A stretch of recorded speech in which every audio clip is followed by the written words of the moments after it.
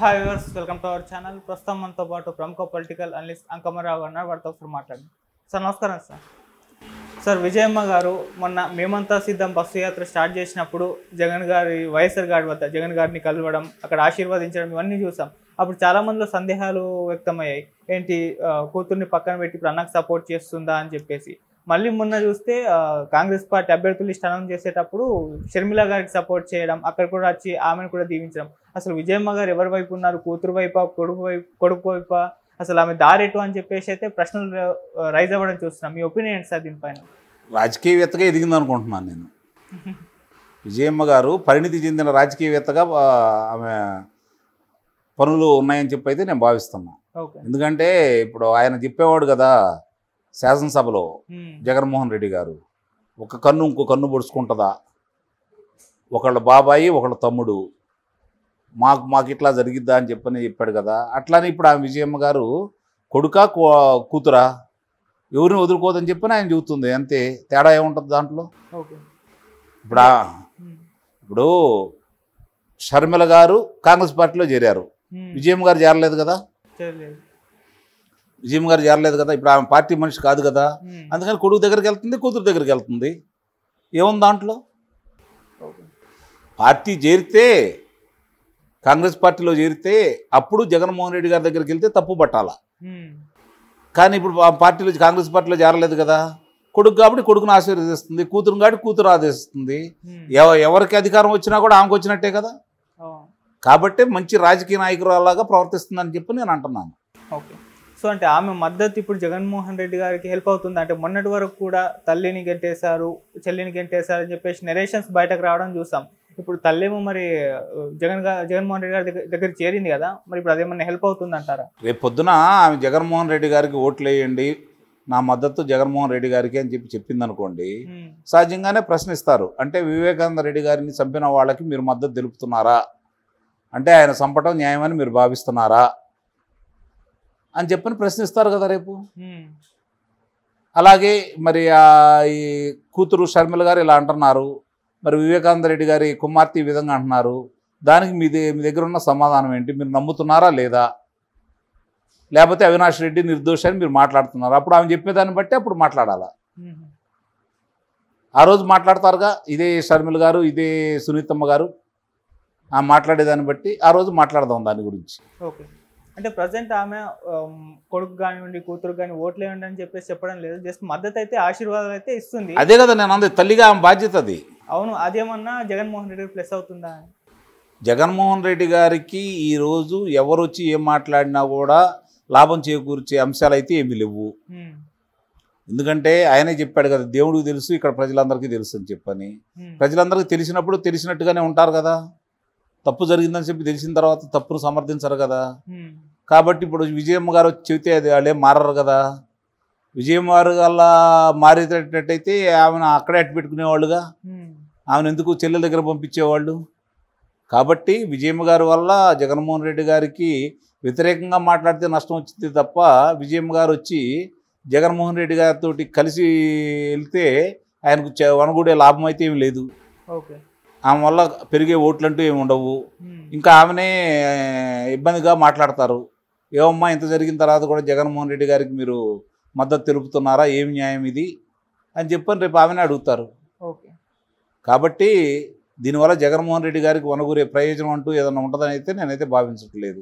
Okay sir, Jagan గారు ఫ్యామిలీలో చూసుకుంటే ఒక ఫ్యామిలీ వారైతే స్టార్ట్ అయింది. పొలిటికల్గా చూసుకుంటే షర్మిల గారు అవినాష్ రెడ్డి గారి పైన పోటీ చూస్తున్నాం.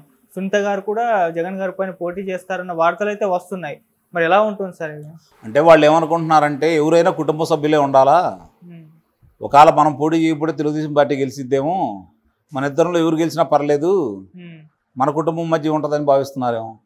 అట్లా ఎందుకు భావించకూడదు? కానీ మీరు ఇలా అంటున్నారు, జగన్ గారు ఏమని చెప్పేసి చంద్రబాబు గారు సపోర్ట్ ఉంది షర్మిలకి, 4 పార్టీలు కలిసి నన్ను ఓడించడానికి ప్రయత్నిస్తున్నాయని ఆయన అంటున్నారు. అట్టా అంటేనే కదా అవతల వాళ్ళిద్దరు ఒకటి అనుకుంటారని. ఇప్పుడు వీళ్ళిద్దరు ఒకటి అనుకుంటారనే భయం కొద్దీ ఆ మాట అంటున్నాడు. ఇప్పుడు అన్నా చెల్లెలు ఇద్దరు వేరు వేరు అని చెప్పని జనం అయితే భావించట్లేదు మామూలుగా. కాకపోతే ఆమె కొన్ని బాణాలు సంధిస్తుంది, అందుట్లో అనుమానమే లేదు. మా అన్నయ్య మంచివాడంటే ఆమె పార్టీ తరపున ఆమెకు ఓట్లు వేయరు కదా, ఆమె కలిసి జనం ఉంటారు కదా. అవును. మా అన్నయ్య దుర్మార్గుడు ఇట్లా చేశాడు అని చెప్పి చెబితేనే ఆమె కలిసి జనం ఉంటారు. ఉమ్, ఒకవేళ ఇప్పుడు తెలుగుదేశం పార్టీకి ప్రజాదరణ పెరిగింది కాబట్టి తెలుగుదేశం పార్టీ రేపొద్దున అక్కడ గెలిచిద్దని భావిస్తున్నారు కాబట్టి ఒకవేళ అట్లు పడకుండా వ్యతిరేక ఓట్లు ఆమె చీల్చుకుందనుకోండి, ఉమ్, అన్నకే ఉపయోగం జరిగింది కదా. అవును. లేదు ఆ ఓట్లన్నీ గంపగుత్తుగా షర్మిల గారికి పడ్డాయి అనుకోండి, వాళ్ళ కుటుంబంలోనే ఉంటాయి కదా పదవులు, బయటికి వెళ్ళవు కదా. ఆ విధంగా ఎందుకు ఆలోచించకూడదు? రాజకీయాలు ఏదైనా సాధ్యమే కదా. ఉమ్, ఇప్పుడు షర్మిల గారును చంద్రబాబు నాయుడు గారు ఒకటైతే తెలుగుదేశం పార్టీలో చేరేదే కదా, అవును. కాంగ్రెస్ పార్టీకి ఎందుకు వెళ్ళిద్ది? ఓకే. ఇది కూడా ఆలోచించాలి కదా. ఉమ్. కానీ షర్మిల గారు జగన్ గారి ఓట్లను చీలుస్తుంది తప్పితే ఆ వ్యతిరేక ఓట్లన్నీ కూడా టీడీపీగా పడతాయి అంటున్నారు. ఇప్పుడు ఒకవేళ షర్మిల గారు ఒక ఓట్లను చీలుస్తే అది టీడీపీగా ప్లస్ అంటున్నారు కదా. నిస్సందేహంగా అనుమానమే లేదు దాంట్లో. ఇప్పుడు ఆమె ఎత్తుకున్న పంద వాళ్ళు అన్నా చెల్లెళ్ళు, ఆ మాట్లాడే ప్రతి మాట అతనికి శరాఘాతంలాగానే తగులుతూ ఉంది. ఉమ్, ఆయన సమాధానం చెప్పుకోలేని పరిస్థితులు ఉత్పన్నం అవుతూ ఉన్నాయి. ఉమ్, ఇప్పుడు ఆమె ఒక నినాదం ఎత్తుకుంది. మా బాబాయ్ గారు వైఎస్ వివేకానంద రెడ్డి గారు ఆయన చివరి కోరిక కడపలో మళ్ళీ మన కుటుంబ సభ్యులే లోక్సభ సభ్యులుగా ఉండాలని. నువ్వన్నా ఉండు, లేకపోతే నేనైనా ఉంటాను, లేకపోతే అమ్మన్నా ఉంటుంది, అంతేగాని అవినాష్ రెడ్డి గారు ఉండకూడదు, అవినాష్ రెడ్డి గారు లోక్సభ సభ్యుడు కాకూడదు అని చెప్పేది ఆమె కోరిక. ఉమ్, మా బాబాయ్ కోరిక ఇది కాబట్టి నేను నిలబడుతున్నాను, నాకు ఓట్లేమని ఆమె అడుగుతుంది. చూద్దాం అది పనిచేస్తే ఆమె గెలిచిద్ది, లేదంటే తెలుగుదేశం పార్టీ గెలిచిద్ది. అవినాష్ రెడ్డి గారు అయితే గెలిచే పరిస్థితి అయితే లేదు అక్కడ. ఉమ్. ఇది చాలా స్పష్టం. అది ఓకే. సరే, అంటే అవినాష్ రెడ్డి గారికి అప్పుడు 3 లక్షల ఓట్ల తేడాతో గెలవడం చూసాము. సో ఇప్పుడు ఆ 3 లక్షల ఓట్లు ఎంత వ్యతిరేకత వచ్చినా కూడా అంత తగ్గిపోతుంది అంటారా? సునామీ ఇప్పుడు చినుకులు పడతాయండి, తట్టుకుంటాము. సునామీ వస్తే ఆ బందులే కొట్టుకెళ్తాయి కదా. అవును. మామూలు వాళ్ళ పరిస్థితి ఏంటి చెప్పండి. సునామీ ఇప్పుడు తెలుగుదేశం పార్టీ, జనసేన, భారతీయ జనతా పార్టీ కూటమి అనేది ఒక సునామీలా ఉంది. ఉమ్, దాన్ని అడ్డుకోవడం అనేది మామూలు వాళ్ళ తరం కాదు. ఉమ్, అందుట్లో ఇక వందల సంవత్సరాలు ఉన్నటువంటి వృక్షాలు కూడా కూలిపోతూ ఉంటాయి. ఓకే. ఇదేం పెద్ద విశేషమేం కాదు కదా. రాహుల్ గాంధీ ఓడిపోయాడు, ఇందిరాగాంధీ గారు ఓడిపోయారు, అవును.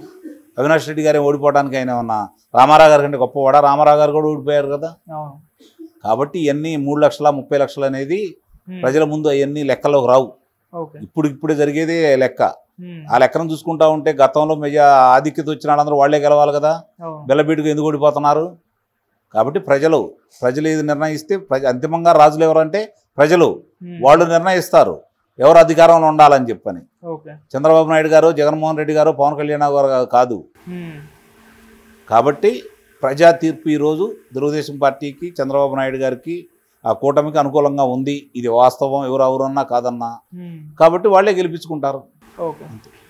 సార్, ఇప్పుడు షర్మిల గారు జగన్ గారి పైన విమర్శలు చేయడం చూస్తున్నాం. కానీ జగన్ గారు మాత్రం షర్మిల గారి పైన ఒక విమర్శ చేయడం లేదు. జస్ట్ టీడీపీ జనసేన కూటమి పైన, టీడీపీ జనసేన పైన కూడా ఓన్లీ విమర్శలు చేస్తున్నారు. అంటే షర్మిల గారిని పోటీగా భావించడం లేదా, లేకుంటే చెల్లి ఒకటే అని చెప్పేసి వదిలేస్తున్నారు అంటారు? రెండు విషయాల గురించి కూడా దీని గురించి ఆలోచించుకోవాలి. మామూలుగా రాజకీయంగా నాకు పోటీదారులు వీళ్ళని గుర్తించారు. ఉమ్, ఆయన జగన్మోహన్ రెడ్డి గారు, చంద్రబాబు నాయుడు గారు, పవన్ కళ్యాణ్ గారే నాకు ప్రత్యర్థులు. షర్మిల కాదు, కాంగ్రెస్ పార్టీ కాదని అనుకుండొచ్చు. ఉమ్, అందుకని ఆమె గురించి ప్రస్తావించలేదు. సరే, ఆమె మాట్లాడుతుందిలే, పానీలే, ఎందుకులే మనకెందుకు, ఆమె గురించి మాట్లాడి ఆమెను పెద్ద దాన్ని తీయటం ఎందుకని ఆలోచించుండొచ్చు. ఉమ్, ఆ రెండు అంశాలతోటే ఆమె జోలికి వెళ్ళలేదని అయితే నేను భావిస్తున్నాను. ఓకే. సార్, ఇప్పుడు చూసుకుంటే కూటమికి వైసీపీకి మధ్య ఈ పోరులో షర్మిల గారి పాత్ర ఎలా ఉంటుందంటారు సార్? పాత్ర ఏముండదు, పాత్ర లేదు, లేకపోతే వేరే ఏమి ఉండవు. ఆమె రాజకీయ భవిష్యత్తు గురించి ఆ పార్టీలో చేరింది. ఉమ్, ఒకటి మాత్రం నిజం, 2024 తర్వాత తెలుగుదేశం పార్టీ కూటమికి ప్రత్యర్థి ఎవరు ఉన్నారంటే కాంగ్రెస్ పార్టీ ఉంటుంది. ఓకే. అది మాత్రం వాస్తవం. కాబట్టి రేపు భవిష్యత్తులో ఆమెకు ఉపయోగపడిద్ది. ఓకే. వైసీపీ పార్టీ పూర్తిగా నిస్సందేహంగా కనుమరుగైపోయింది, ఉహు, ఆనవాళ్ళు కూడా దొరకవు. ఓకే. సార్, అప్పుడు టీడీపీ ఓడిపోయినప్పుడు కూడా ఇదే మాట వైసీపీ వాళ్ళు అన్నారు కదా. అంటే ఆ రోజు అన్న ఎవరు పరిస్థితి ఉండరు వేరు. అని అన్నారు. ఇప్పుడు 1989లో తెలుగుదేశం పార్టీ ఓడిపోయింది, ఉమ్, 2004లో ఓడిపోయింది, 2009లో ఓడిపోయింది, ఏమీ చేయలేకపోయారు. ఉమ్, ఇప్పుడు వీళ్ళు అధికారంలోకి ఇచ్చారు. వీళ్ళకి అధికారంలో ఇచ్చిన తర్వాత 2019లో వీళ్ళు అధికారం వచ్చింది వైఎస్ఆర్సీపీ పార్టీకి. ఈరోజు మరి వాళ్ళంత బాగా ఉంటే శాసనసభ్యులు కావచ్చు, శాసనమండలి సభ్యులు కావచ్చు, లోక్సభ సభ్యులు కావచ్చు, లేదంటే రాజ్యసభ సభ్యులు కావచ్చు, ఆ పార్టీని వదిలిపెట్టి పక్క పార్టీలకు ఎందుకు చూస్తున్నారు? ఇప్పుడు ఆ పార్టీ సిద్ధాంతం మీదో లేకపోతే ప్రజల పోరాటం మీదో రాలేదు కదా.